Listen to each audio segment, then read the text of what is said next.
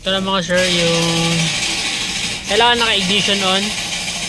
Ito yung Ford Explorer.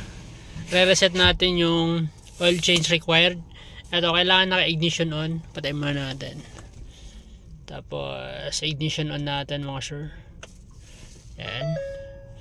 So, makikita natin dyan yung oil change required yan. Re-reset natin yan.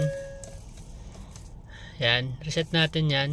Dito tayo sa display mode. Ito yung pindutan mga sir, sa left side ng steering wheel. So pupunta tayo sa settings. Yan, baba lang natin dito, baba settings. Okay natin. Doon sa vehicle, pindutin natin. Okay natin tong vehicle. Yan.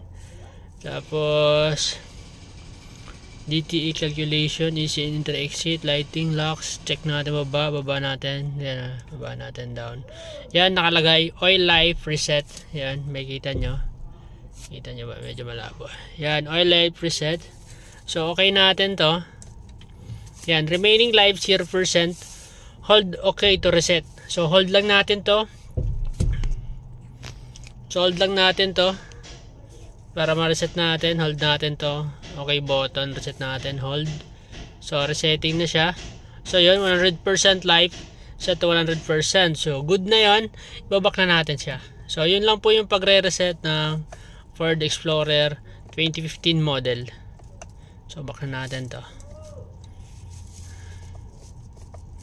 Yan. Back na. So yun, start natin. Yan.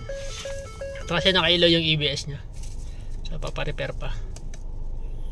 Yan, goods na.